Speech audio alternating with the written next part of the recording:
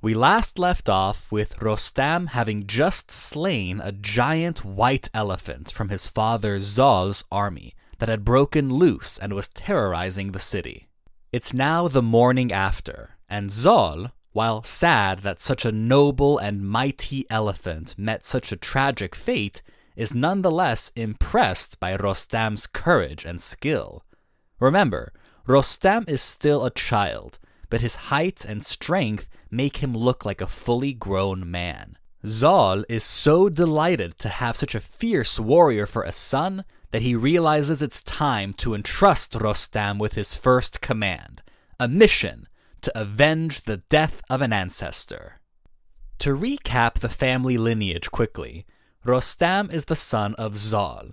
Zal is the son of Sam, and Sam is the son of Nariman, who has been briefly mentioned in the past, but there have never been any details about his life or death, until now. Zal tells Rostam that many years ago, his great-grandfather, General Nariman, had also fought in King Feridun's army, and was one day ordered to seize the fort at Mount Sepand, which is likely the same as Mount Sepand in eastern Turkey near the Iranian border, and is known in the Shahnameh to be rich in water, herbs, animals, gold, and money. But Nariman's attempted conquest proved long and difficult, with him and his men fighting day and night for over a year. Finally, and tragically, the siege came to an abrupt end when the local army hurled a large boulder down a mountain and crushed Nariman to death, sending the Iranian army back to King Feridun in retreat. When Sam had heard about the death of his father, he mourned for a week, then, in anger, took his own men back to Mount Sepand to try and avenge Nariman's death by seizing the fort himself. Sam's men fought for months and years, but still couldn't take the city, and gave up in despair. Since that day, the mission has been deemed too difficult to attempt again. But now, having seen what young Rostam is capable of, Zal announces, the time has come to take Mount Sepand once and for all. Zal instructs Rostam to disguise himself as a vendor and load a caravan with salt. Salt is a rare commodity to the gatekeepers of Mount Sepand, because the nobles in the castle keep it all for themselves. Since Rostam is still young and relatively unknown to the wider world, they won't recognize him as an Iranian warrior. Rather, they'll be so happy that someone is bringing them salt that the locals will let him right in. Zal continues that once Rostam is through the gates, he is to wait until nightfall, and then kill everyone in sight in vengeance and take the city. Rostam proudly accepts the mission. He covers his ox-headed mace with a block of salt, fixes camels to his salt-selling caravan, and makes his way to Mount Sepand.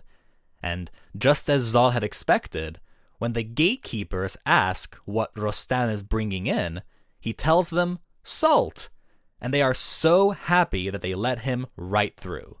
Rostam's camels lead the caravan right into the city bazaar, where all the local people celebrate the glorious arrival of salt by this mysterious vendor, all totally unsuspecting of what's about to happen.